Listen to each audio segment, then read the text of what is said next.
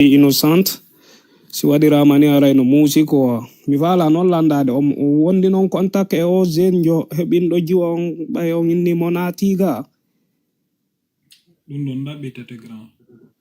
ya ko ɗum ɗon ko ɓay parce que si ɗum ɗon heɓi ke joni aray on ɗon justement no andi coordonné jiwa on ko hay tu vois même si koko cotisation waɗete ara ƴetta avocat pour poursuivre le dossier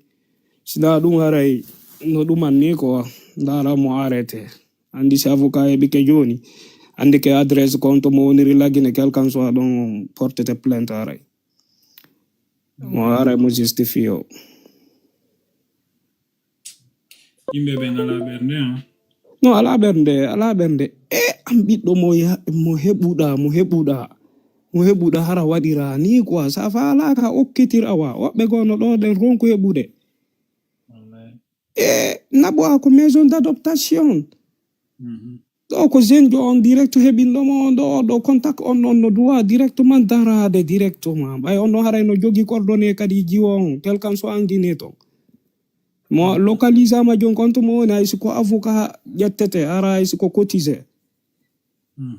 andi si avocat heɓi ke joni poursuivre dossier on direct portanaymo plainte ouais ɓaynola ande dossier on hewti ɗo ɗen quelqu'un soit donc poursuivre malgré ara on jogiti dossier ji ɓuyi ko traitete hono o dossier ɗo ɗe no duwa waɗede ha mo ɓaare ara yaha directement ha ɓaare ya hara yaha fefew hewtoya fefew ko ɗum ɗon ɓuri ɗumannade par ce que hay ndaru o ka hankin kadi mi suivi on ɗo ɗe o zenjo ko heɓi ɗo ɗen ko a yangoɗa une telle somme adda ɗo goɗɗo aray néant non o communauté men no ɗuman ni c'est déplorable hakkunde mi anda ko ndu woni arde men ko a nanirtani ɗi a communauté ji komen no waɗirani probléme ji e feeji ko non kani une petite fille ƴetta on jonna 6 woɓɓe goo ko criminel ayi fa ɓeɗon waway warde goɗɗo direct ko warɗa ɓiɗɗo ma reedu waway ƴettude kadi wonki direct wonɗo o wonɗo soi-disant inna an ko ɓay oya naati ko on ittotoɗa mone an ɓiɗɗo ma tigiti sa fala ka okkitir wanti tan jannati mi heɓi ɓiɗɗo mi falaka joni iti on okkitira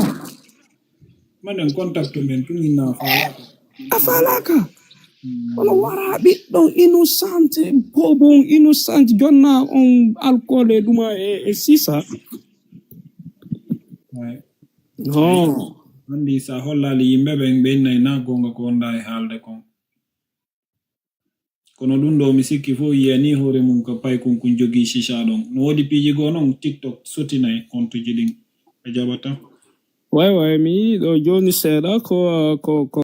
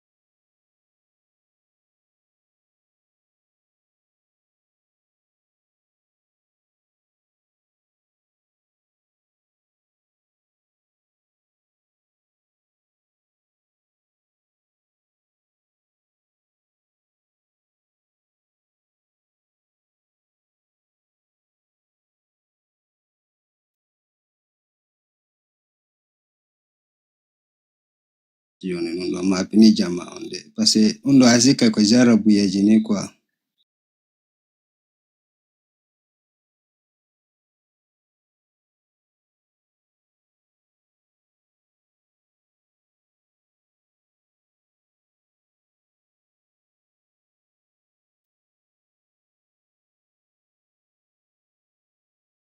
Kari jaugo lo kwa.